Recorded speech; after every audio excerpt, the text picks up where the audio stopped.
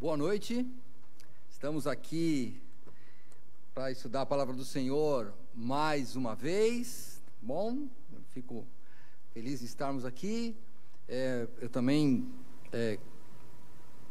gostei muito do que o pastor Neil falou, agradecendo a turma que tem uma equipe aqui trabalhando para que você possa assistir com segurança na sua casa esses cultos. Mas, repito, estamos pensando, em breve você vai poder vir aqui também, não é? Mas nós vamos pensar neste momento de aflição. E hoje eu vim até, você viu, né? Hoje alguém falou, você veio vestido de pastor. Eu falei, porque hoje eu vou, na verdade, eu vou falar sobre o apóstolo Pedro hoje, sobre a carta. Pode até abrir a sua carta, aí a primeira carta de Pedro. E o que nós vamos estudar, né? Por isso que eu até vim assim, tá frio mesmo, tá bom, vim de terno e gravata hoje, mas porque a carta de Pedro é uma série que eu vou começar, e como sempre eu não preciso de ser sequencial, eu vou pregando, eu vou seguir nessa linha aqui.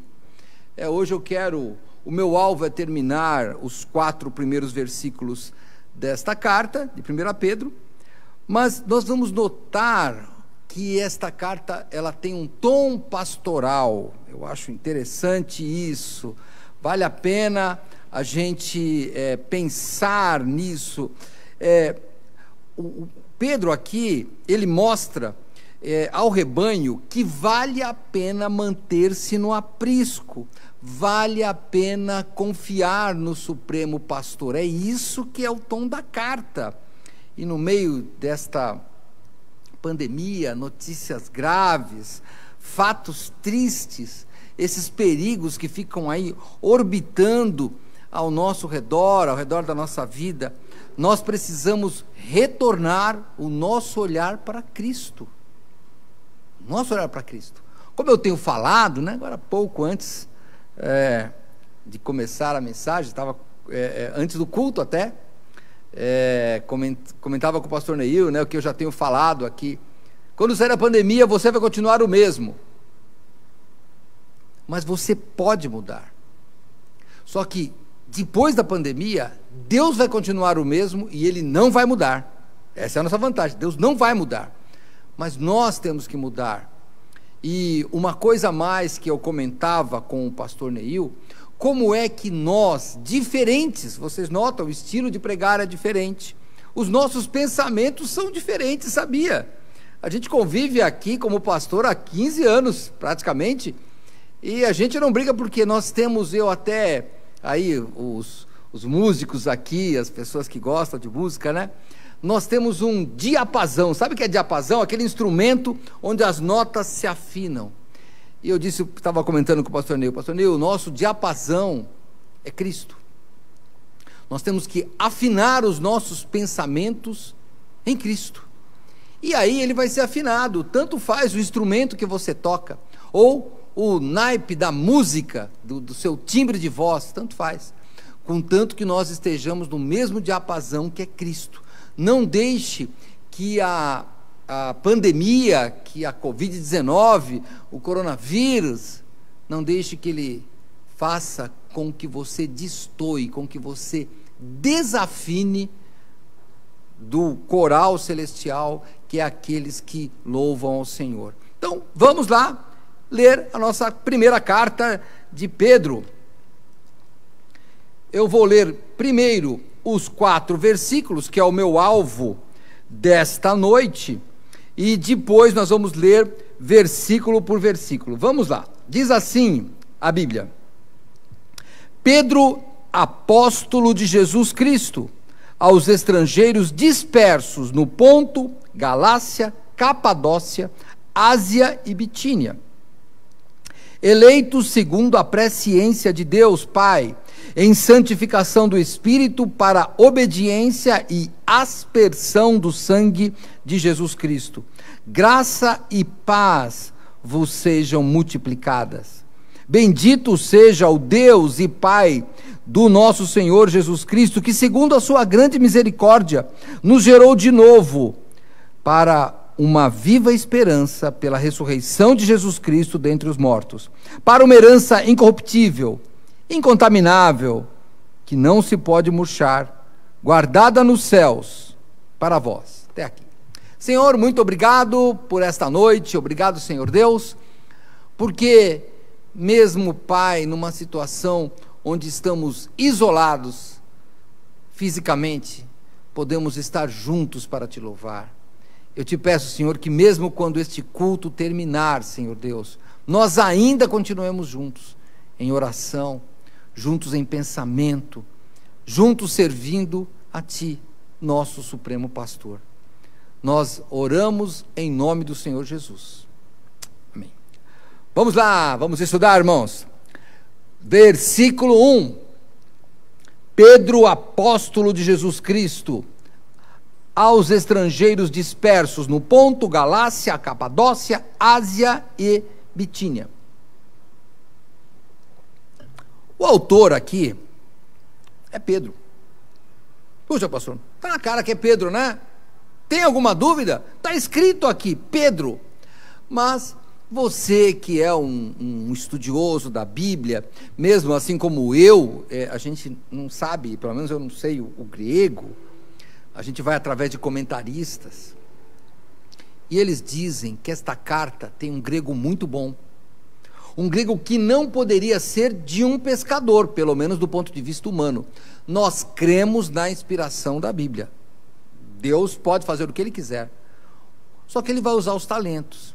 E aí você fala, não, mas espera aí, então, ele já tinha surpreendido, lembra lá em Atos, quando os fariseus falam, esses iletrados aí estão falando tão bem. Claro que Deus usa, mas desta carta especificamente, inspirada por Deus, os apóstolos, algumas cartas, têm um amanuense, o nome, hein? Vamos lá, é um escritor, um escriba. Ele ditava e o escriba escrevia, ou ele falava a sua ideia e o escriba escrevia. A gente vê algumas cartas aqui, e nesta primeira carta de Pedro, embora estamos aí no capítulo 1, verso 1, eu queria te convidar para ir lá para o final, capítulo 5. Capítulo 5, verso 12, veja aqui, por Silvano, vosso fiel irmão, como cuido, escrevi brevemente, exortando e testificando que esta é a verdadeira graça de Deus, na qual estáis firmes. Então eles usavam isso. Se você pegar Romanos também, eu não vou lá agora, mas no final de Romanos, diz lá, eu, Tércio, escrevi esta carta, e é uma carta de Paulo, ele assina, mas alguém escrevia para eles, e aqui nós vemos Silvano escrevendo, junto com o apóstolo Pedro, pelo menos sendo a pena dele, né? Usamos o nome hoje, caneta, não é? Se você pensar, Silvano compôs em conjunto, a inspiração divina, outras cartas. 1 Tessalonicenses e 2 Tessalonicenses, você vai ver nos dois, 1ª e 2ª carta aos Tessalonicenses, logo no capítulo 1, no verso 1 dessas duas cartas, diz Silvano. Eu vou ler apenas uma e você pode ler a outra depois, tá bom? Na sua casa.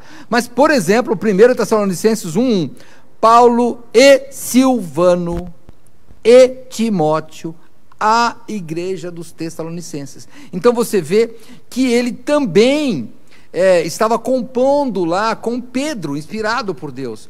E você fala, mas quem é este Silvano? Bom, eu também estou passando nas bases históricas, irmãos, base de comentaristas, porque não se tem a certeza, mas tudo leva a crer que Silvano é Silas. Sabe aquele Silas? Paulo e Silas, né? Você tem aí alguns nomes aí. Silvano no nosso país, na nossa língua, é mais difícil ter o nome senhor Silvano, é mais formal, mas Silas, tem muito jovem aí que chama Silas, embora você pode chamar Silvano também, hein? Nada contra, e é um nome bonito, só que Silas é uma abreviatura, uma espécie de apelido, nickname, de Silvano.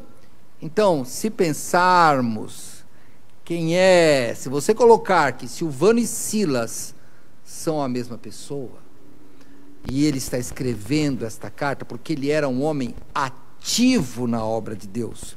Eu vou passear um pouquinho na Bíblia com você, depois eu volto, mas vamos em Atos capítulo 15. Você se lembra de Atos capítulo 15? Você que frequentava os cultos de sexta-feira.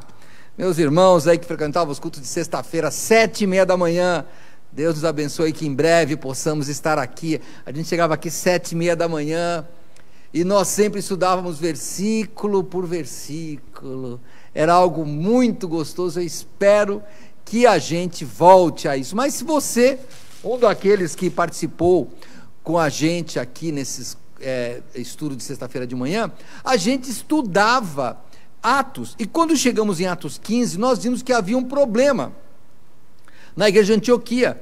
Os gentios que se convertiam, gentios não eram judeus que se convertiam, eles vinham para a igreja, e os primeiros cristãos eram judeus. Então os judeus diziam: vocês têm que seguir esse costume. Então mandaram algumas pessoas de Antioquia para Jerusalém, para conversar com os apóstolos. Lembra que os apóstolos são as colunas, eles que estabelecem a doutrina da igreja. Eles mandam lá para perguntar. E quem que vai lá perguntar? Vamos ver, Atos capítulo 15, verso 22. Então pareceu bem aos anciãos e com toda a igreja eleger homens dentre eles e enviá-los com Paulo e Barnabé a Antioquia, a saber quem? Judas, chamado Barsabás, e Silas ou Silvano, homens distintos entre os irmãos.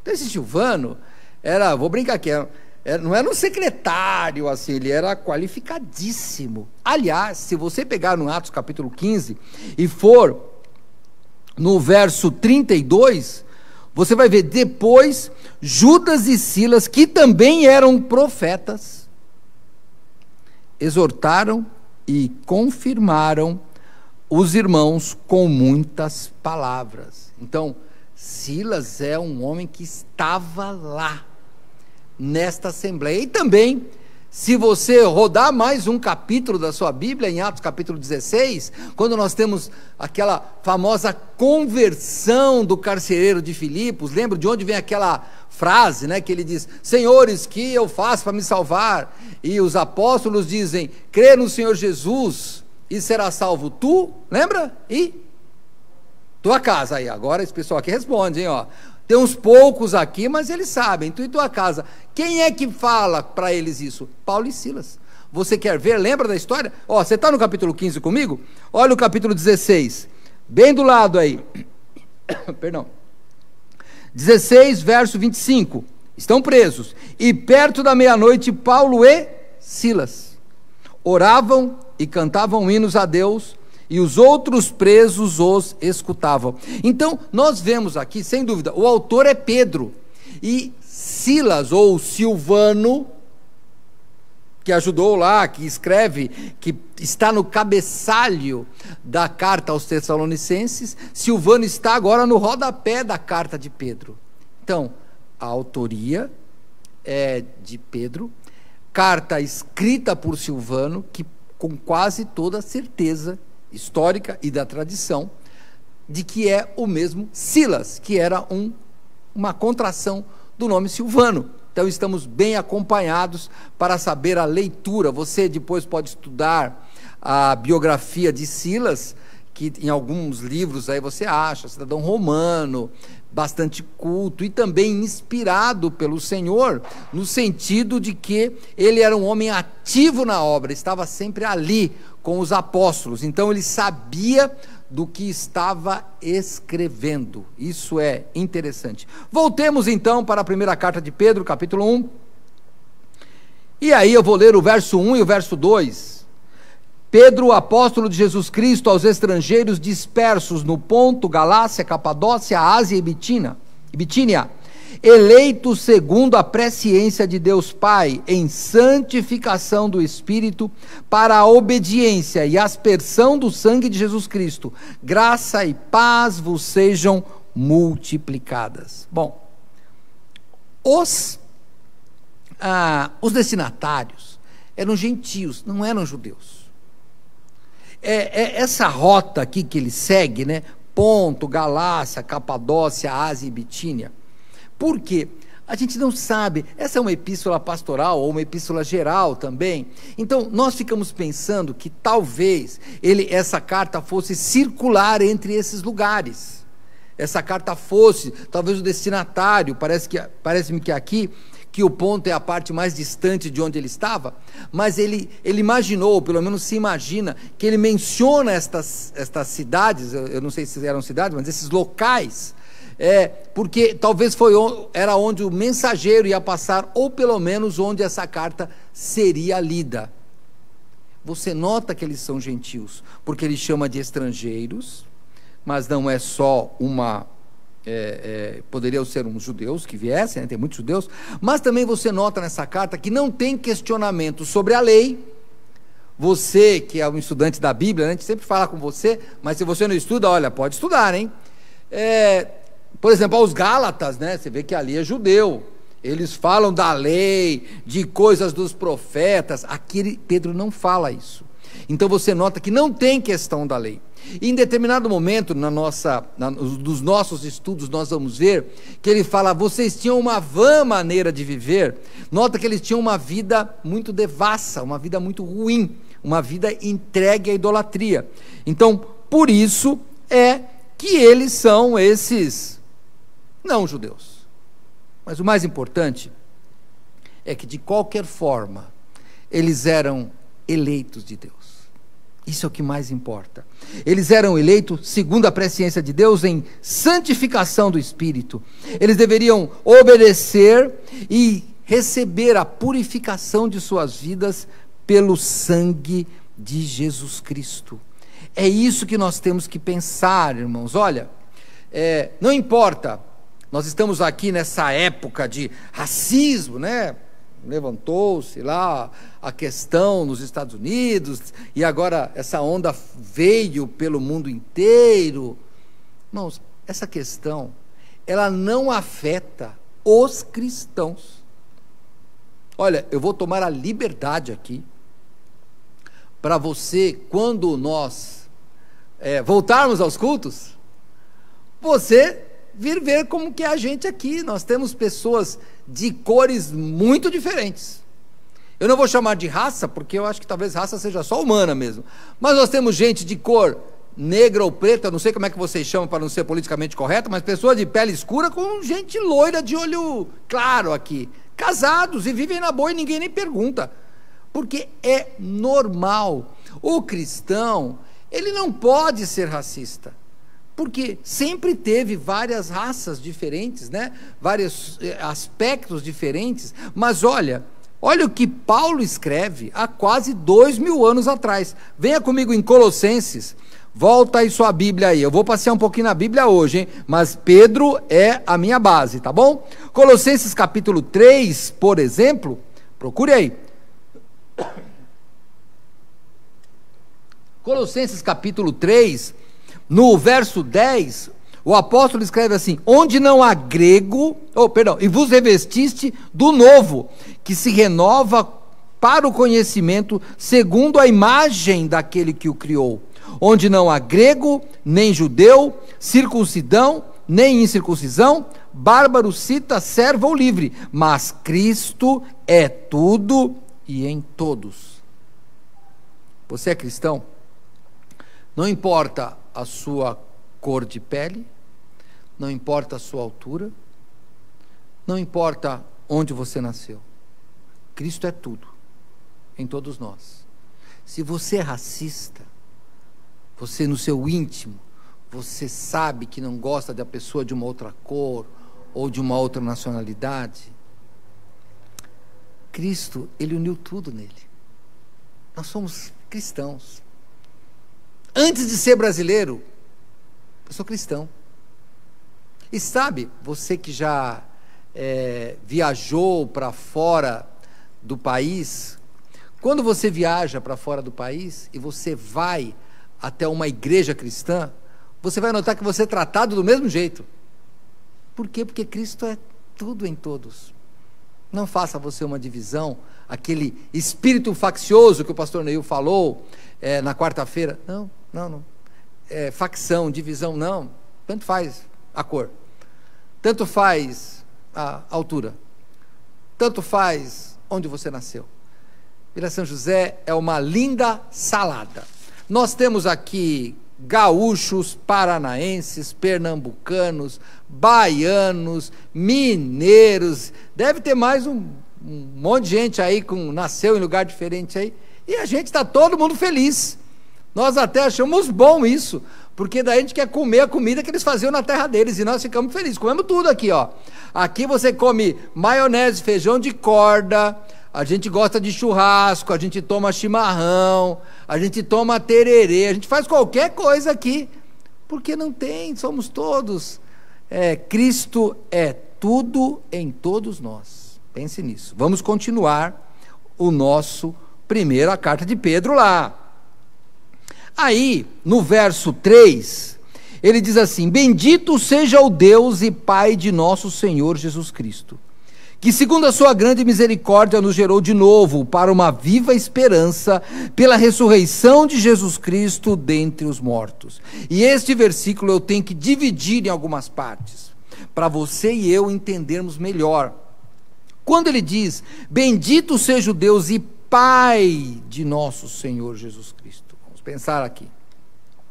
Quando você pergunta para as pessoas se elas creem em Deus, a esmagadora maioria vai dizer que acredita, embora o ateísmo tenha crescido, mas eles acreditam em Deus. O problema é, qual Deus? Esse é o problema. Por que as pessoas se dividem? Porque eles acreditam em deuses diferentes. Esse é o grande problema. E lá também era, vamos pensar que os primeiros leitores aqui da carta de Pedro eram pessoas gentias, ou seja, não conheciam o Deus de Israel, não conheciam esse Deus. Eles vinham de um politeísmo, de outra religião, porque ali nós temos os romanos disseminando a sua religião, vindos da cultura grega, né? Você que assiste aí a cultura pop aí, que assiste esses filmes, muitos filmes de super-heróis históricos, eles são heróis gregos, que aliás alguns têm nomes gregos e nomes romanos, porque Roma pegou a cultura grega e transformou os nomes, então acaba sendo a mesma deusa, ou o mesmo Deus, segundo eles lá, com nome diferente, mas acaba sendo a mesma coisa, né? Você tem lá, sei lá, bom, eu não vou entrar, porque eu acho que daí eu vou entrar num campo que eu não entendo, mas eu sei que tem alguns que eu me lembro agora, mas que são deuses que em grego, na cultura grega tem o nome, eles passam para a cultura romana com outro nome, mas é o mesmo Deus para eles. Esses gentios, eles se convertem. Então, quando eles entram no cristianismo, falam, não é mais aquele Deus. Agora é o Deus que enviou Jesus Cristo. É uma outra coisa. Os deuses romanos eram deuses que distribuíam bênçãos e distribuíam maldições, claro, na cultura deles, hein? Segundo eles acreditavam. Nunca tinha um Deus que se fez carne e morreu e ressuscitou, que é o que Pedro fala. Então ele está abrangendo aqui algo muito diferente. E olha, não era só lá Pedro que passa por isso. Para você ter uma ideia de quais são os gentios que se convertem aqui, eu vou falar para você lembrar de quando Paulo esteve no Areópago, lá em Atenas. Você lembra qual era o problema lá? Vou lá com você, hein? Agora Atos capítulo 17.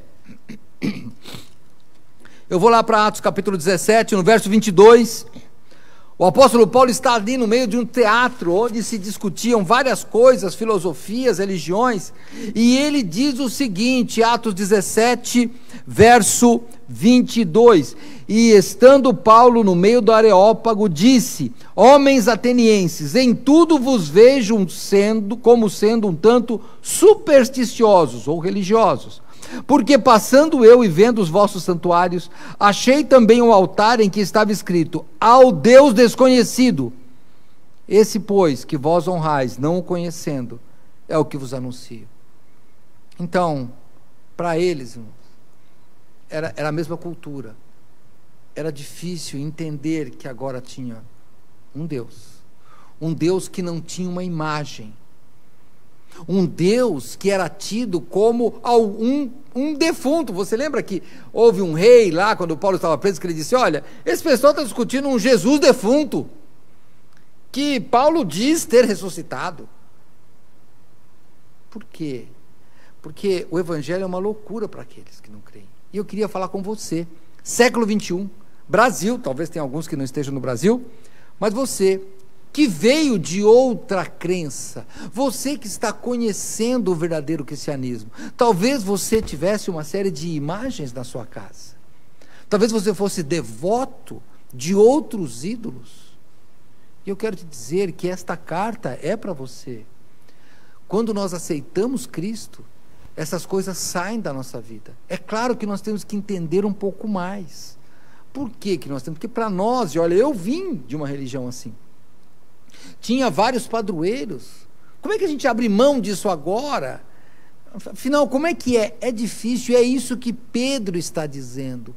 Pedro está dizendo: olha, agora você tem um Deus que é o Pai do Senhor Jesus Cristo.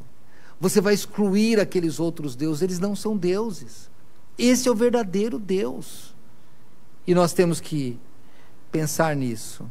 Deus é o Deus que enviou o seu Filho, sendo Ele próprio o Deus que se fez carne, morreu na cruz e ressuscitou. E você fala: que loucura! É por isso que você precisa do Espírito Santo.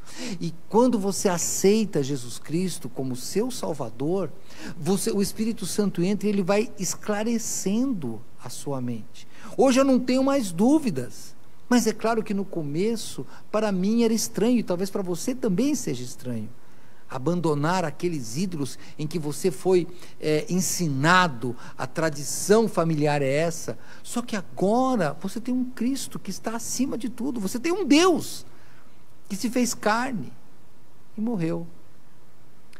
Esse é o Deus que você acredita?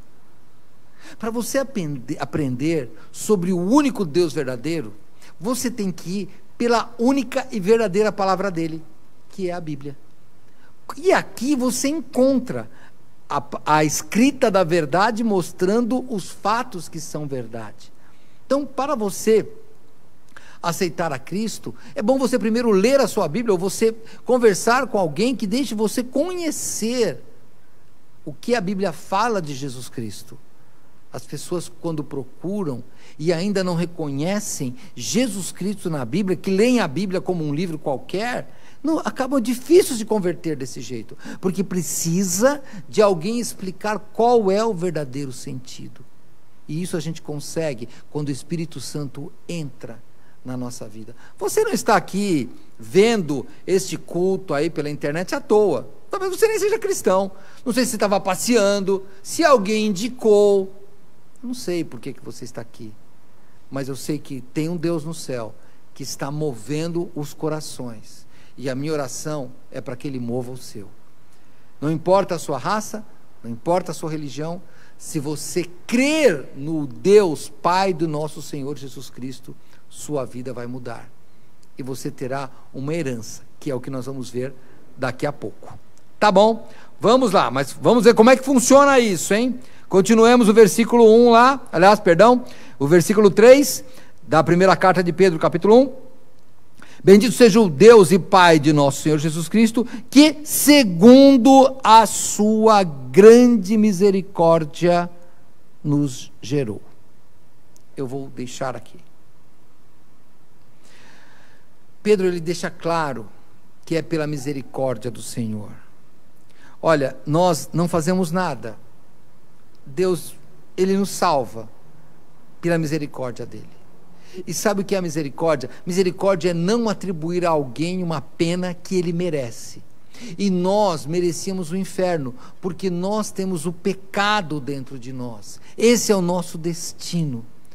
Porém, o Senhor Jesus veio mudar esse destino, porque daí Ele usa de misericórdia.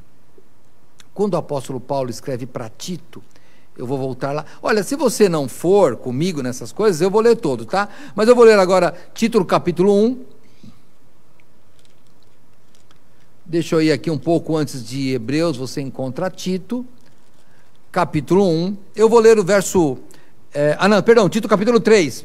Tito capítulo 3. No verso 4 diz assim: mas quando apareceu a benignidade e o amor de Deus, nosso Salvador, para com os homens, não pelas obras de justiça que houvéssemos feito, mas segundo a sua misericórdia, nos salvou, pela lavagem da regeneração e da renovação do Espírito Santo, que abundantemente Ele derramou sobre nós por Jesus Cristo, nosso Salvador.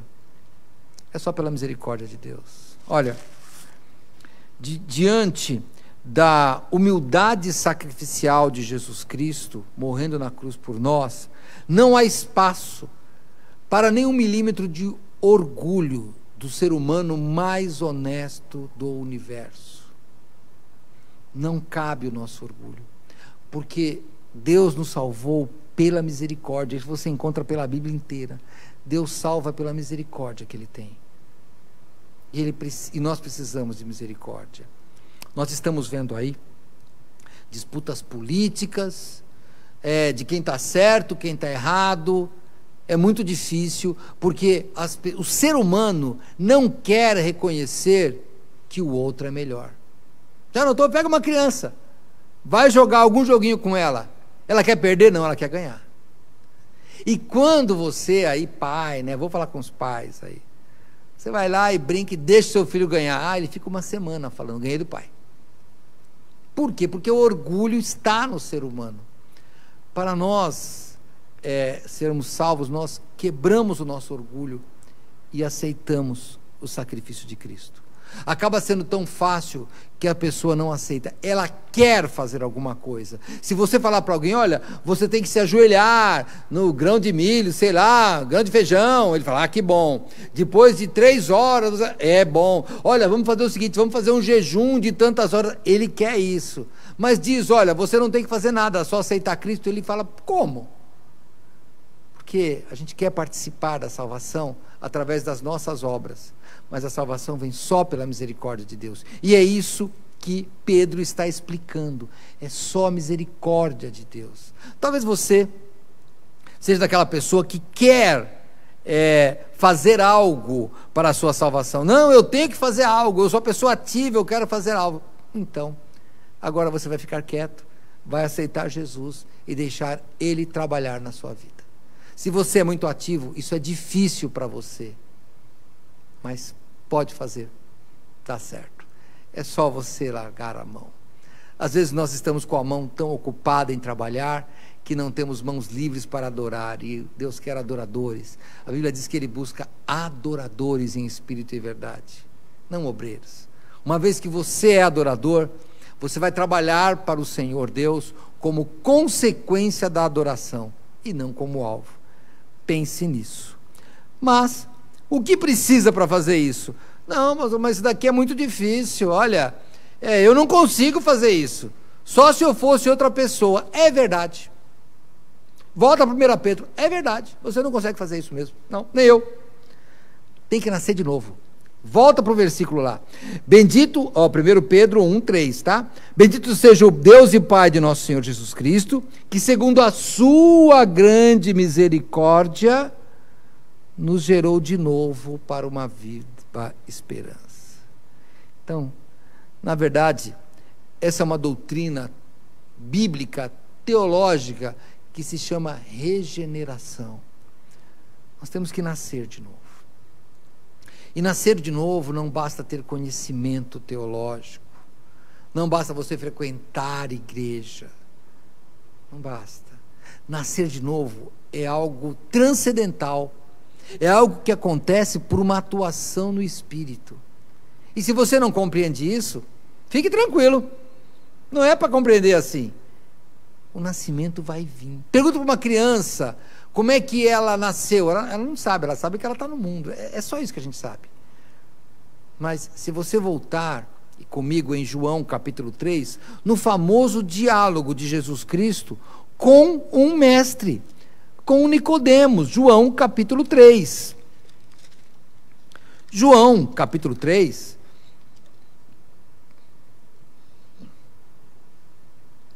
Você pode ter a mesma dúvida que esse homem, Nicodemos, um estudioso, tinha. Veja no verso 2. Este, que é Nicodemos, foi ter de noite com Jesus e disse-lhe: Rabi, bem sabemos que é mestre, vindo de Deus, porque ninguém pode fazer esses sinais que tu fazes, se Deus não for com ele.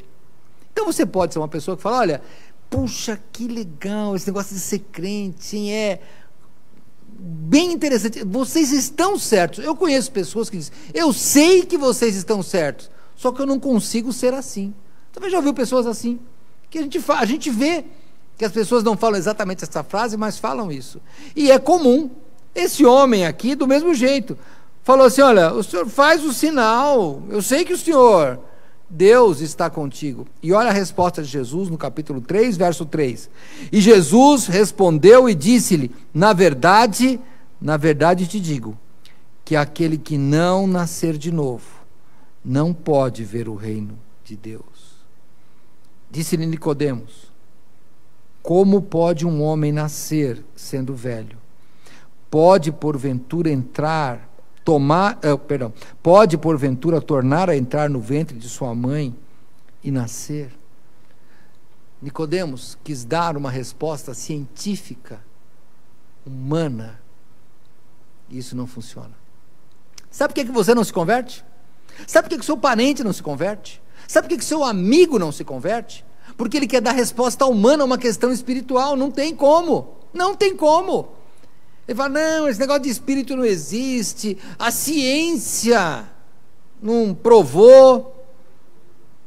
Olha, vou abrir um parênteses aqui.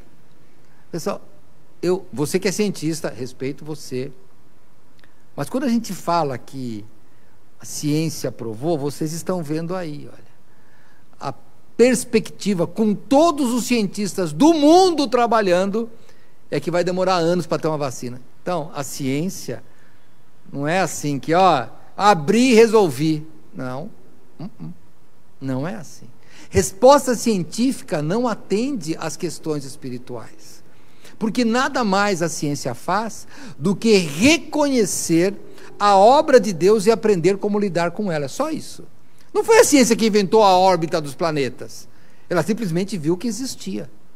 Não foi a ciência que disse que a Terra não é o centro do universo, mas o Sol é o centro da galáxia, do sistema solar. Não foi. A ciência não inventou isso. Ela só descobriu que Deus já tinha feito. É só isso. Então, quando você quer dar respostas humanas, não, eu não consigo, porque antes eu tenho que parar de fumar, antes eu tenho que parar de beber. Isso é questão humana. Não resolve. Jesus, ele disse assim, no verso 5, de novo, de João capítulo 3, na verdade te digo que aquele que não nascer da água e do Espírito não pode entrar no reino de Deus.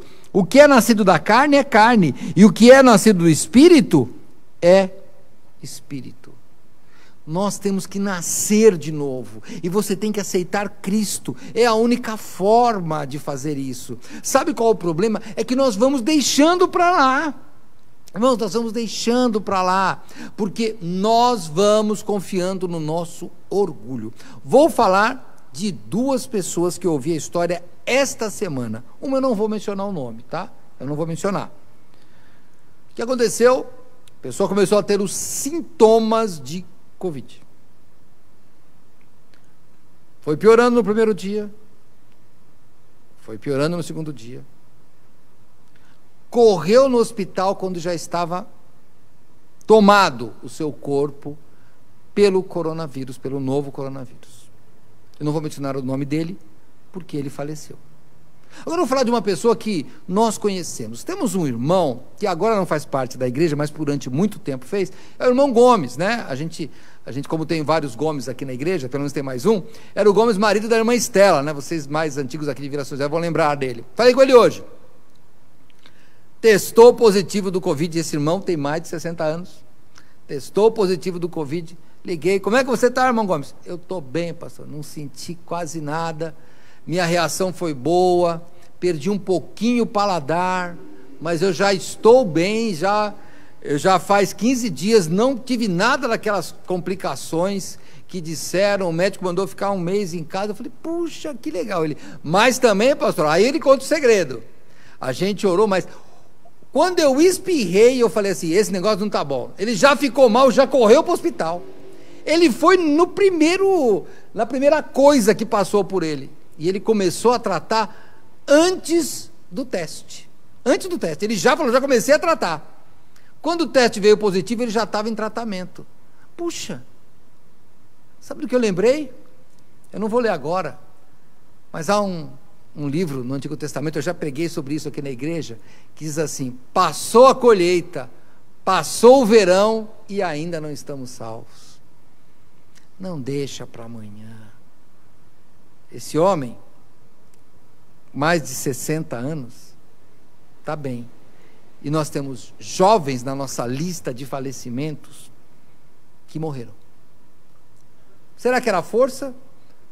Será que era o time, o tempo? Irmãos, o dia do Senhor se chama hoje. Se você não tem Cristo, sabe quando que você deve? Pastor, quando passar a pandemia. Não. Irmãos, é hoje. O dia do Senhor se chama hoje. Um homem estava indo pelo caminho, lendo as Escrituras, e o Espírito Santo falou para Filipe, que era um diácono, vai lá e fala com ele. Mostrou a Escritura, aquele homem aceitou Cristo, e foi batizado e continuou feliz. Sabe o que acontece? Deus moveu Filipe, que estava lá em Jerusalém, para ir para um outro lugar, numa estrada deserta, a Bíblia diz, para ele falar de Cristo. Você estava na sua casa, você podia estar aí assistindo um dos programas repetidos da TV. A vantagem dos cultos é que não é reprise, olha que bom. Mas na TV é só repetido. Você fala, estou cansado, deixa eu assistir esse culto que me disseram para assistir. Talvez seja o Senhor Deus falando com você. Então pensa nisso. Você tem que nascer de novo. E você que é cristão, você que fala, já eu aceitei Cristo, não basta. Se você aceitou Cristo e não mudou a sua vida, é bom você... Eu não vou desconfiar da sua salvação. Eu quero só que você pense nela. Por quê? Porque o apóstolo Paulo escreve assim, em 2 Coríntios. Vamos lá comigo ainda, ó. Vou sair já de João. Estou lá em 2 Coríntios, capítulo 5, verso muito conhecido. 2 carta aos Coríntios, capítulo 5, verso 17. Assim, se alguém está em Cristo, nova criatura é. As coisas velhas já passaram, e eis que tudo se fez novo. O pastor Neil tem até discutido esse negócio de, vamos ter uma nova realidade, que ele acha que não vai ter. Pastor Neil, a realidade é sempre velha. Sabe o que vai acontecer depois da pandemia? O confinamento será coisa velha, que já passou. É sempre assim. O dia do Senhor é hoje. Não espere passar a pandemia. É hoje. O dia do Senhor se chama hoje. Tem que nascer de novo. E se você já nasceu de novo, se você se diz cristão, você tem que dar frutos desse novo nascimento. É nova criatura. Tanto faz se você está confinado ou se você está aqui com a gente. Tanto faz. Se você está na rua, está no ônibus, tanto faz. Tanto faz. Você precisa de ser a nova criatura que Deus transformou. Vamos lá. Vamos continuar lá? Vamos pensar nas atitudes.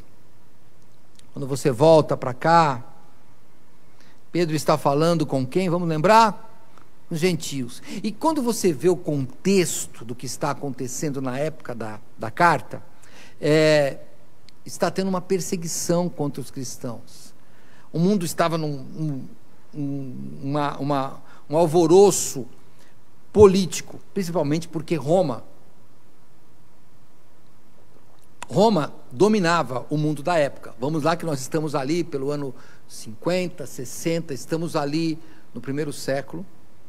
E o que acontece no primeiro século?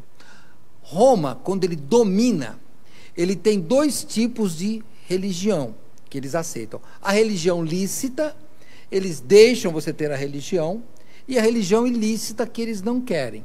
O judaísmo, na época, era uma religião lícita. A gente vê na crucificação de Cristo que os judeus, os religiosos, eles vão até lá, eles pegam a ordem romana, pegam a ordem de Pilatos para crucificar Cristo. Então, eles eram considerados religião lícita. Era uma religião permitida pelo Estado romano, pelo governo romano. O cristianismo não. O cristianismo ele era tolerado até a época de Nero, depois eles já não são mais tolerados. Porque o cristianismo era visto como povo ateu, nós já fomos chamados de ateus, hein? Porque não acreditávamos nos deuses deles. Fomos chamados de canibais, porque Jesus falou que ao tomar a ceia estávamos comendo sangue, comendo o corpo, bebendo sangue. Então tinha uma série de acusações. Então eles estavam sofrendo. E você vai ver na carta de Pedro, e eu vou continuar estudando depois, ele diz, olha, o sofrimento faz parte, hein? A fé, ela não é um escudo contra as provações, mas a fé é uma armadura que nos permite passar pelas provações. É isso que nós temos que pensar. Irmãos, pensa na palavra armadura que a Bíblia usa. Armadura não é uma roupa feita para você se divertir em dia bom. Armadura é feita para você guerrear em dia mal. É por isso que tem armadura. Agora, imagine, né? Você que é cristão, vou brincar com você aí. Puxa, pastor. É horrível ficar com essa máscara, hein? Não acredito. Não. Irmão em Cristo, você está reclamando de usar uma máscara leve, pois você devia usar uma pesada armadura. Isso aqui não é nada, irmãos. Como a gente reclama, isso aqui é um negócio leve, irmão, não pesa nada isso daqui. Tem que usar armadura. Usa armadura. A armadura é um negócio tão pesado que, se você lembrar lá de Davi com Golias, ele não quis usar, não cabia nele. A armadura pesa. A armadura protege. Você está se protegendo? Usa máscara, passa álcool, todas aquelas coisas. Que legal, hein? Não se esqueça, a armadura da fé é importante. Eu repito, não reclame de usar uma máscara leve. Nós temos que usar a pesada armadura. A armadura da fé, que nos faz guerreiros de Cristo. É isso que nós precisamos de fazer. Vamos continuar? Vamos lá para o nosso, ainda no capítulo 3, capítulo 1, mas encerrando já, ele fala, bendito seja o Deus e Pai de nosso Senhor Jesus Cristo, segundo a sua grande misericórdia, nos gerou de novo para uma viva esperança, pela ressurreição de Jesus Cristo dentre os mortos. Irmãos, a ressurreição é o fato central, a ressurreição é a causa. Irmãos, quando Jesus vence a morte, é ali que ele comprova, é ali que nós acreditamos nele, ele vence a morte. É por isso que quando ele diz lá em João 14, olha, na casa de meu pai há muitas moradas, se não fosse assim, eu vou teria dito, eu vou preparar-vos lugar. É porque ele veio, morreu, ele experimentou a morte. Por que ele experimenta a morte? Porque ele se fez humano. E daí ele nos leva para o lugar, porque ele vence essa morte. É isso. Sabe, irmãos, sem a ressurreição dos mortos, a nossa fé é vã. E eu tenho que andar mais um pouquinho. Vamos lá para 1 Coríntios. Eu estou terminando já, hein? Vamos lá, 1 Coríntios capítulo 15. Enquanto você está procurando, eu tenho que confessar. Aí eu vou até olhar para o pastor Neil, que é o meu pastor aí. Eu pensei em pregar, pastor, o primeiro capítulo numa mensagem só. Eu parei no 4 e vi que não dá, tem que ser, é muita coisa. Sabe por quê? Porque ele escreve pastoralmente, tem que explicar devagarzinho. Talvez você que seja um crente já de idade, fala, pastor, isso eu já sei, mas lembra, tem ovelhas novas, estou aprendendo, tem que saber os primeiros passos ainda. Vamos lá, 1 Coríntios capítulo 15, o apóstolo Paulo escreve assim no verso 13, e se não há ressurreição de mortos, também Cristo não ressuscitou, e se Cristo não ressuscitou, logo é vã a nossa pregação, e também é vã a nossa fé. Não, a sua fé não é vã, fique tranquilo, a sua fé não é vã. Vista-se, revista-se da armadura da fé. Jesus ressuscitou, nós temos uma vida nova, presos dentro de casa ou na rua, em época de pandemia ou em época de tranquilidade, em época de dinheiro ou em época sem dinheiro, porque Jesus Cristo é o mesmo ontem, hoje e eternamente. Não desanime da sua vida cristã.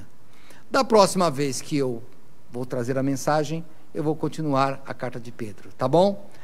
Eu quero te convidar, você que não tem Cristo, pense na sua vida. Olha, algumas pessoas deixam nos comentários aqui de baixo: eu queria falar com um pastor. Pode deixar, que nós temos uma equipe que encaminha para nós. Eu geralmente não consigo ler, igual às vezes eu vejo o pastor Neil aqui vendo, eu ponho aqui, mas não adianta nada, porque eu não olho nada, eu não vejo nada desse negócio aqui. Mas eu sei que tem uma equipe que eles anotam os pedidos de oração, e certa vez alguém falou assim: eu queria aceitar Cristo. Eles mandam para a gente e a gente entra em contato. Aceite Cristo, virtualmente, não tem problema, aceite Cristo. Ele é o Salvador.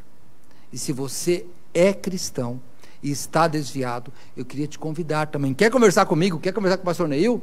Põe aí, quero falar com um dos pastores, não precisa dizer o assunto, a gente vai entrar em contato com você. E se você é cristão e ainda não demonstra frutos da nova vida, tem que orar e pedir a Deus que tenha misericórdia de você. Senhor Deus, muito obrigado, Pai, por esta noite. Eu te peço que o Senhor nos abençoe, nós possamos, Senhor, aprender e praticar a Tua palavra. Nós pedimos por nossa semana que possamos demonstrar frutos dignos do nosso arrependimento. É o que pedimos em nome de Jesus. Amém. Deus abençoe, até quarta-feira.